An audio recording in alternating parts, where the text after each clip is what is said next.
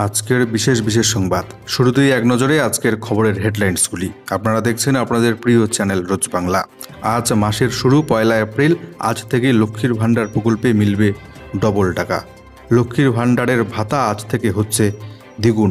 অপরদিকে রাজ্যে ভোটের প্রচারে আসছেন নরেন্দ্র মোদী, স্বরাষ্ট্রমন্ত্রী অমিত শাহ এবং জেপি নাড্ডা। এছাড়া অরবিন্দ কেজরিওয়ালকে গ্রেপ্তার করেছে ইতিমধ্যে এনফোর্সমেন্ট ডিরেক্টরেট। তার মোবাইল খুলতে ইতিমধ্যে অ্যাপলের দ্বারস্থ ইডি। আম আদমি পার্টির অভিযোগ, লোকসভা নির্বাচনের আম আদমি পার্টির কৌশল চুরি করতে চাইছে কেজরিওয়ালের মোবাইল থেকে এনফোর্সমেন্ট ডিরেক্টরেট।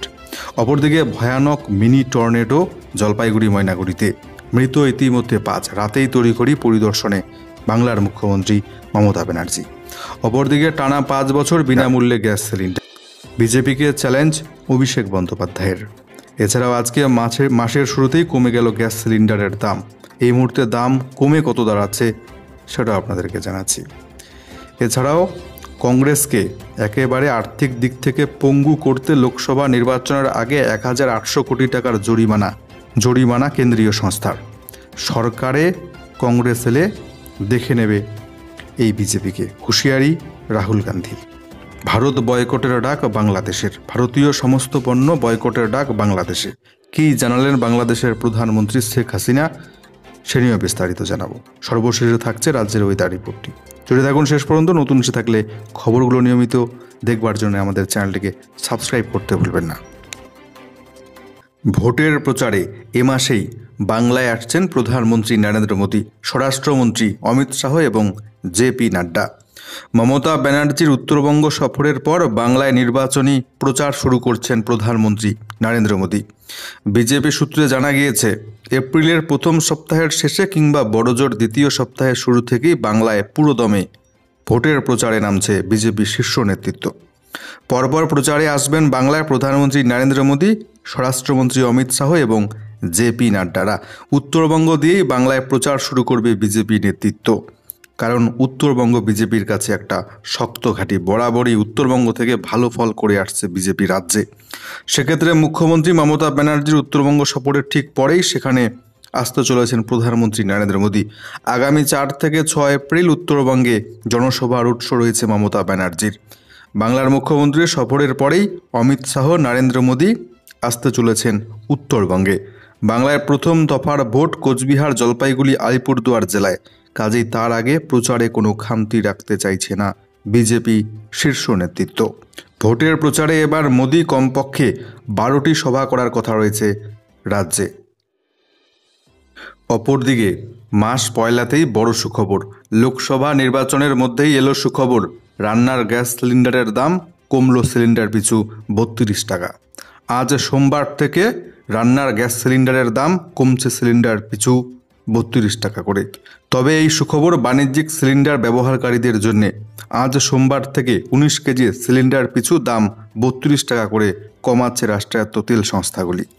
বর্তমানে কলকাতায় বাণিজ্যিক গ্যাস সিলিন্ডারের দাম সিলিন্ডার প্রতি রয়েছে 1911 টাকা, সেটা এবার কমে দাঁড়াচ্ছে 1879 টাকা।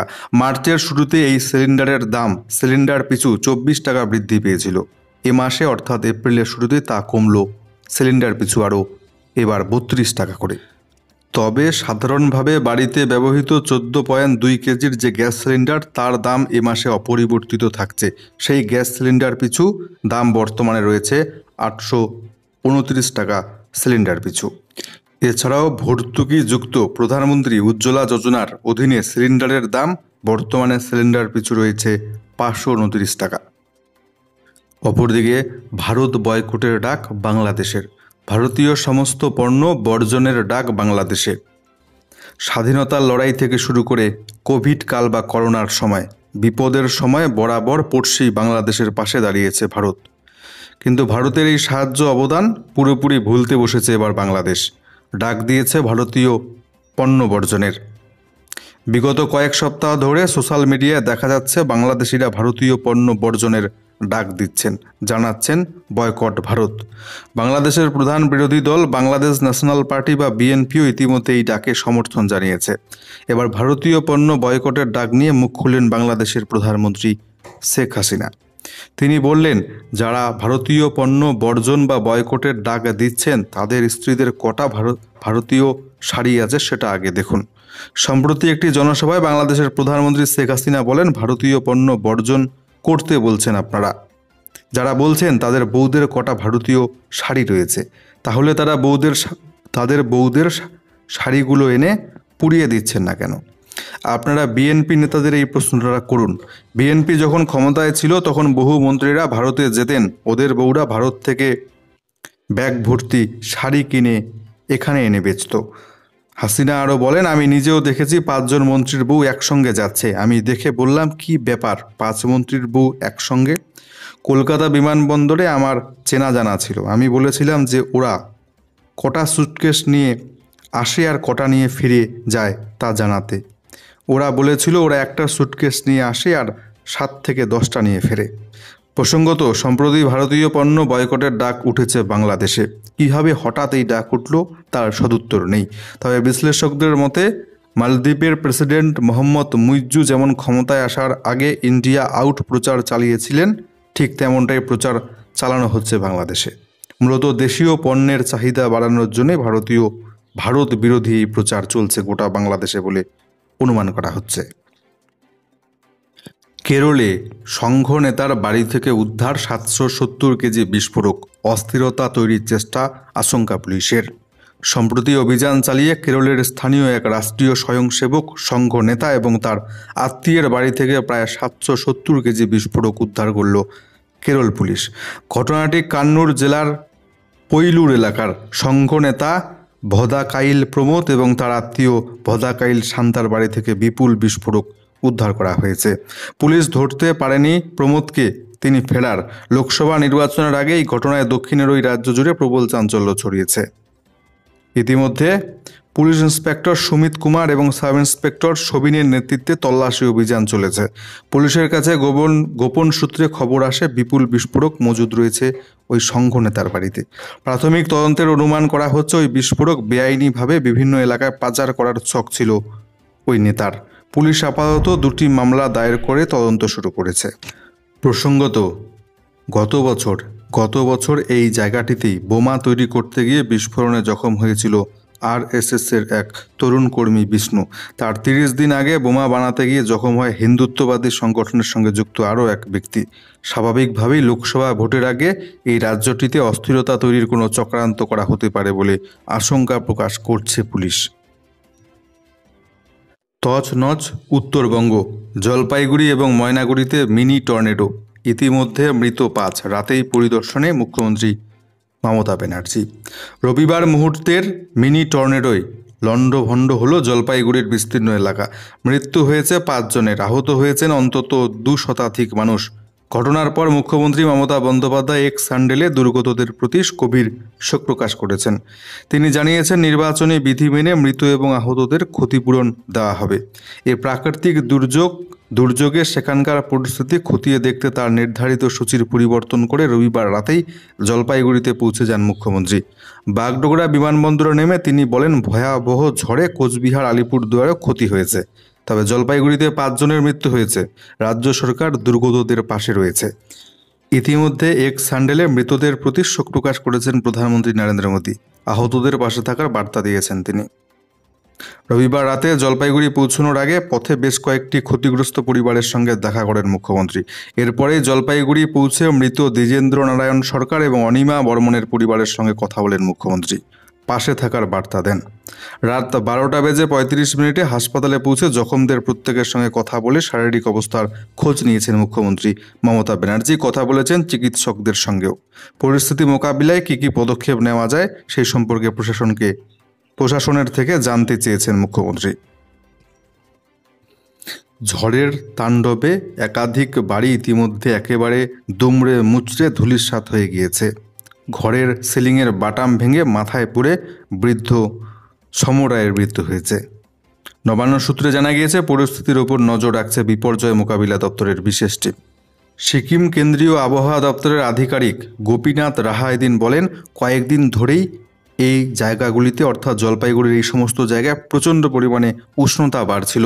এমন পরিস্থিতিতে বঙ্গোপসাগর থেকে জলীয় বাষ্পের আগমন ঘটেছে সেই সমস্ত জায়গাগুলিতে। তার ফলে সেখানকার বায়ুমণ্ডল অস্থির হয়ে ওঠে, যার ফলে জলপাইগুড়িতে প্রবল শিলাবৃষ্টি সহ নির্দিষ্ট কিছু এলাকায় তীব্র মিনি টর্নেডো বয়ে যায়। প্রাথমিকভাবে মিনি টর্নেডো বলেই মনে করা হচ্ছে এই ঝড়টিকে। তবে আবহাওয়া দপ্তরের পূর্বাভাস ছিল ঝড় হতে পারে, তবে ঝড়ের গতিবেগ থাকতে পারে 30 থেকে 40 কিমি, কিন্তু এই সমস্ত জায়গাগুলিতে 80 থেকে 90 কিলোমিটার বেগে প্রবল দমকা হাওয়া বয়ে গিয়েছে বলে জানাচ্ছে আবহাওয়া দপ্তর। আজ মাসের শুরু, আজ থেকেই লক্ষ্মীর ভাণ্ডার প্রকল্পে মিলবে ডবল টাকা। লক্ষ্মীর ভাণ্ডারের বর্ধিত ভাতা আজ থেকেই ঘোষণা হয়েছিল রাজ্য বাজেটে। ওই ঘোষণার বাস্তবায়ন হচ্ছে আজ 1 এপ্রিল থেকে। মমতা বন্দ্যোপাধ্যায় সরকারের সাড়া জাগানো প্রকল্প লক্ষ্মীর ভাণ্ডারের বর্ধিত ভাতা কার্যকর হচ্ছে নয়া অর্থবর্ষের প্রথম দিন থেকেই। তবে প্রতি বছরের মতো এবারও 1 এপ্রিল ব্যাংক বন্ধ থাকায় উপভোক্তাদের ব্যাংক অ্যাকাউন্টে টাকা পৌঁছতে লেগে যাবে আরও একটা দিন। মোট 2,16 লক্ষ মহিলার ব্যাংক অ্যাকাউন্টে বর্ধিত হারে ভাতা পৌঁছে যাবে এবার। যারা এতদিন 500 টাকা করে পেতেন তারা পাবেন দ্বিগুণ টাকা, অর্থাৎ পাবেন তারা 1000 টাকা এবার লক্ষ্মীর ভাণ্ডার প্রকল্পে আজ থেকে। এছাড়াও SC ST তালিকাভুক্ত মহিলারা এতদিন লক্ষ্মীর ভাণ্ডার প্রকল্পে 1000 টাকা করে পেতেন, তারা আজ থেকে পেতে চলেছেন লক্ষ্মীর ভাণ্ডার প্রকল্পে প্রতি মাসে 1200 টাকা করে। সেই সঙ্গে এই খাতে রাজ্যের প্রতি মাসের খরচও প্রায় দ্বিগুণ হতে চলেছে। মার্চ মাসে যেখানে লক্ষ্মীর ভাণ্ডার প্রকল্পে রাজ্যের খরচ হয়েছিল 1187 কোটি টাকা, সেই জায়গায় এপ্রিল মাসে রাজ্যের কোষাগার থেকে লক্ষ্মীর ভাণ্ডার প্রকল্পের জন্যই খরচা হবে 2228 কোটি টাকা। লোকসভা নির্বাচনের প্রাক্কালে প্রবল চাপে কংগ্রেস দলটি। ইতিমধ্যে তাদেরকে জরিমানা করা হয়েছে 1800 কোটি টাকা। সরকার বদলালে, কেন্দ্রে কংগ্রেস সরকার এলে এই মোদী সরকারের বিরুদ্ধে নেওয়া হবে কঠোর ব্যবস্থা, এটা আমার গ্যারান্টি জানালেন রাহুল গান্ধী। বিশাল অঙ্কের আয়কর নোটিশ পেয়েছে কংগ্রেস দলটি। এবার সেই নিয়ে বিজেপিকে কড়া ভাষায় আক্রমণ করলেন রাহুল গান্ধী। এক্স পোস্টে রাহুল গান্ধী বলেন, বিজেপিকে এটা অবশ্যই মনে রাখতে হবে যে যখন সরকার পরিবর্তন হবে কেন্দ্রে, এখন যারা গণতন্ত্রকে ধ্বংস করছে তাদের বিরুদ্ধে অবশ্যই কঠোর ব্যবস্থা নেওয়া হবে। হিন্দিতে একটি পোস্টে রাহুল গান্ধী বলেছেন, এমন দৃষ্টান্তমূলক পদক্ষেপ নেওয়া হবে যে ফের কখনো কেউ এই সমস্ত করার আর সাহস পাবে না। এটি আমার গ্যারান্টি, এটি কংগ্রেসের গ্যারান্টি।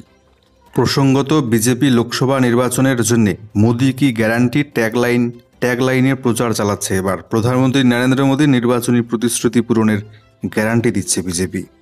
কংগ্রেস জানাচ্ছে, গত কয়েক বছরের ট্যাক্স রিটার্নে অসঙ্গতি উল্লেখ করে তাদের কাছে আয়কর দপ্তর থেকে একটি নতুন নোটিশ এসেছে। তাতে তাদের কাছ থেকে 1800 কোটি টাকা জরিমানা বাবদ জমা করতে বলা হয়েছে। এই নোটিশের বিরুদ্ধেই সরব হয়েছে কংগ্রেস নেতৃত্ব। এদিকে ঘৃণ্য বলে উল্লেখ করেছে কংগ্রেস। এরপরেই তারা বিজেপির বিরুদ্ধে কর সন্ত্রাসে জড়িত থাকার অভিযোগ তুলেছে। কংগ্রেসকে পুরোপুরি আর্থিকভাবে পঙ্গু করার চেষ্টা করা হচ্ছে, কিন্তু আমরা হতাশ হব না, এক সাংবাদিক সম্মেলনে বলেছেন কংগ্রেস নেতা জয়রাম রমেশ।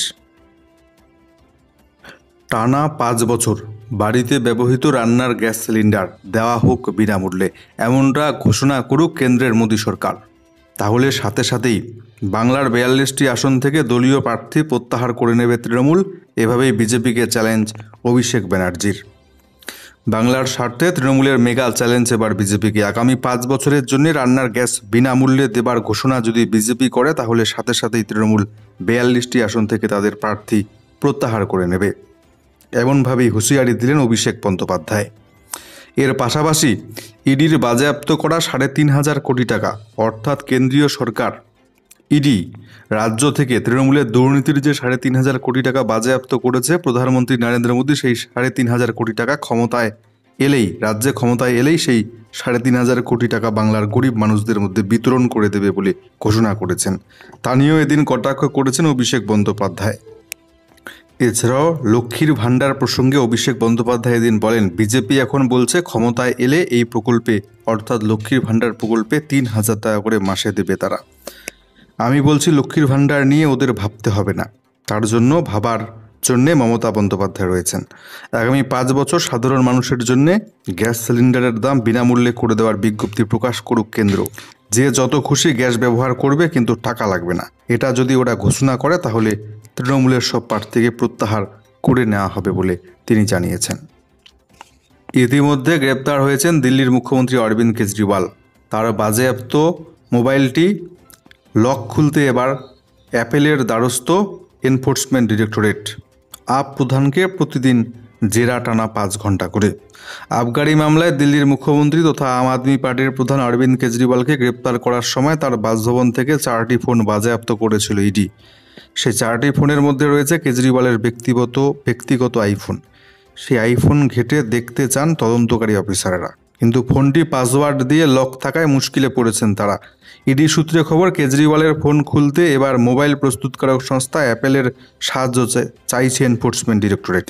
মোবাইলের মধ্যে থাকা যাবতীয় তথ্য তদন্তের স্বার্থে ঘেঁটে দেখতে চাইছে ইডি, এমনটাই জানাচ্ছে এনফোর্সমেন্ট ডিরেক্টরেট। তবে কেজরিওয়ালের মোবাইল ঘেঁটে দেখার প্রয়োজন রয়েছে বলে জানাচ্ছে ইডি, কিন্তু অরবিন্দ কেজরিওয়াল তাদের সঙ্গে সহযোগিতা করছেন না বলে অভিযোগ করছে এনফোর্সমেন্ট ডিরেক্টরেট। ফোনের পাসওয়ার্ড চাইলে তা দিতে অস্বীকার করছেন কেজরিওয়াল। তাই আমরা মোবাইল প্রস্তুতকারক সংস্থার সঙ্গে যোগাযোগ করছি। ইডি সূত্রে খবর, কেজরিওয়াল তদন্তকারী অফিসারদের জানিয়েছেন যে তার ওই ফোন বছরখানেক আগে কেনা হয়েছে। যখন আবগারি নীতি তৈরি হয়েছিল তখন তার কাছে ওই ফোন ছিল না, তাই এই ফোনের সঙ্গে মামলার কোনো সম্পর্ক নেই। নতুন ফোনে শুধুমাত্র রয়েছে তার দলের নির্বাচনী কৌশল, রাজনৈতিক বিভিন্ন কথাবার্তা। সেই কারণেই এই ফোনের পাসওয়ার্ড তিনি কোনোভাবেই দেবেন না। দিন কয়েক আগেই আম আদমি পার্টির তরফে একই কথা বলা হয়েছিল। দিল্লির মন্ত্রী তথা আপ নেত্রী আতিশি দাবি করেছিলেন কেজরিওয়ালের মোবাইল ফোন খুলে লোকসভা ভোটের আম আদমি পার্টির কৌশল সম্পর্কে ঘেঁটে বিশদে জানতে চাইছে ইডি। বিজেপি ইডিকে রাজনৈতিক উদ্দেশ্যে ব্যবহার করছে। রাজ্যের বিভিন্ন জেলার উপর দিয়ে আজ বয়ে যাবে দমকা হাওয়া। রয়েছে কালবৈশাখীর সম্ভাবনা, বৃষ্টিপাতের সম্ভাবনা। এই মুহূর্তে আবহাওয়া দপ্তর ওয়েদার রিপোর্টে কি জানাচ্ছে বিস্তারিত জানবো। শুরুতেই নজর থাকছে আজকে উত্তরবঙ্গের জেলাগুলির দিকে। আজকে উত্তরবঙ্গের 5টি জেলা দার্জিলিং, জলপাইগুড়ি, কালিম্পং, আলিপুরদুয়ার, কোচবিহার, এই 5টি জেলায় বিক্ষিপ্তভাবে হালকা থেকে মাঝারি পরিমাণ বৃষ্টিপাত, তার সাথে সাথে 30 থেকে 40 কিমি বেগে ঝোড়ো হাওয়া, কালবৈশাখী বজ্রপাতের সম্ভাবনা থাকছে। এই 5টি জেলায় আজকে হলুদ সতর্কবার্তা জারি থাকছে। এছাড়া উত্তরবঙ্গের বাকি 3 জেলা উত্তর এবং দক্ষিণ দিনাজপুর, মালদা জেলার আবহাওয়া আজকে পুরোপুরি শুকনোই থাকবে। অপরদিকে আজকে দক্ষিণবঙ্গের কোনো জেলাতেই কোথাও বৃষ্টিপাতের কোনো সম্ভাবনা নেই। আজকে দক্ষিণবঙ্গের সমস্ত জেলাতেই আবহাওয়া থাকবে পুরোপুরি শুকনো। পরবর্তী 48 ঘন্টাতেও একই রকম আবহাওয়া বিরাজ করবে দক্ষিণবঙ্গের জেলাগুলিতে, অর্থাৎ আবহাওয়া পুরোপুরি শুকনোই থাকবে, বৃষ্টিপাতের কোনো সম্ভাবনা নেই।